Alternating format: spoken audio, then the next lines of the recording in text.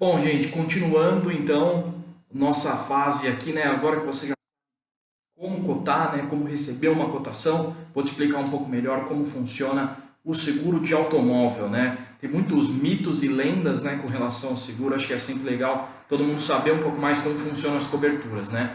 Normalmente a cobertura completa do seguro, né, é uma cobertura chamada de compreensiva, né? Essa cobertura compreensiva ela cobre colisão, incêndio e roubo, né, no valor ali ou normalmente 100% da FIP, né, mas eventualmente pode haver outro percentual ali, né, da FIP. Mas é a cobertura completa, né? Então ela cobre colisão, incêndio e roubo, e nessa cobertura compreensiva, normalmente ela já traz cobertura para situações de causas naturais, por exemplo, né, que é uma questão muito perguntada, né? Então, cobertura para queda de árvore, enchente, alagamento, enfim, esse tipo de coisa já está dentro da cobertura compreensiva.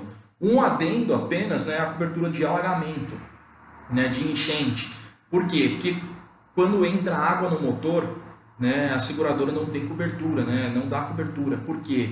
Ela não sabe identificar quando você colocou esse carro na água de propósito ou não, né? Se o seu carro está parado, a água vem e danifica o veículo, tem cobertura normal, a gente não vai ter problema com esse tipo de situação.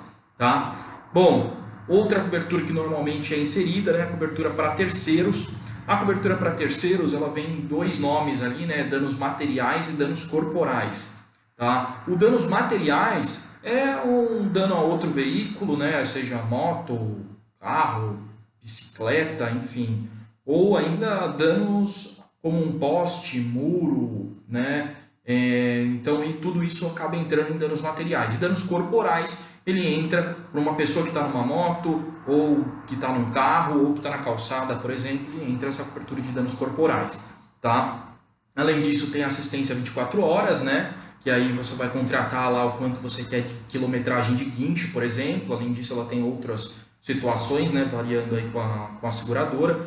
Existe a possibilidade também de você contratar a cobertura para vidros, retrovisores, lanternas e faróis, que é bem comum, né? Então, cada item vai ter uma franquia específica, né? E você vai conseguir trocar caso haja um problema ali com esse item, né? Um problema que eu digo pegou uma pedra no para-brisa, né? Uma pedra no farol, por exemplo, né? Então a gente tem um dano só naquele item específico, por exemplo.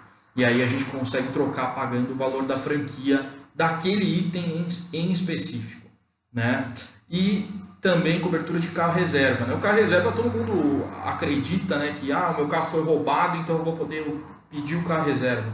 E não é assim que funciona, né? O carro reserva é exatamente para situações de sinistro.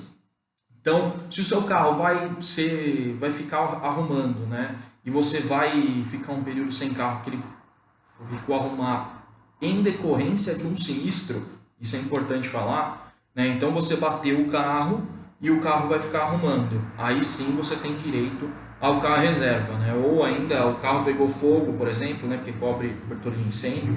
Então, e aí o seu carro vai ficar arrumando, você tem direito ao carro reserva.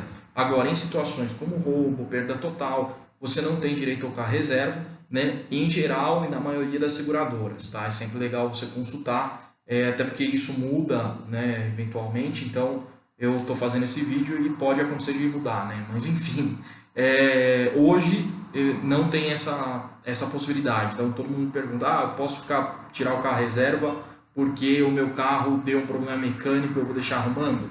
Não, é só em caso realmente de um sinistro e que você venha a acionar o seguro devido a esse sinistro, né?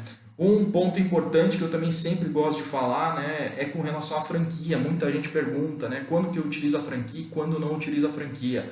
A franquia, né, você sempre paga para a oficina mecânica, né? O que isso significa? Significa que se o seu carro não for arrumar lá na oficina, não tem franquia, né? Então, se o seu carro vier a colidir e você deixar na oficina, vai ter o valor de franquia que você paga para a oficina mecânica. Agora, em caso de roubo, perda total ou de acionamento só para terceiros, o seu carro não vai arrumar, então não tem problema, você não vai pagar a franquia. Tá bom? Existem outras possibilidades, existem seguros aí que tem, inclusive de automóvel, que tem franquia para danos a terceiros, por exemplo, mas não é o mais comum, né? O comum é você ter franquia exatamente só para essa questão de perda parcial, né, que a seguradora gosta de falar.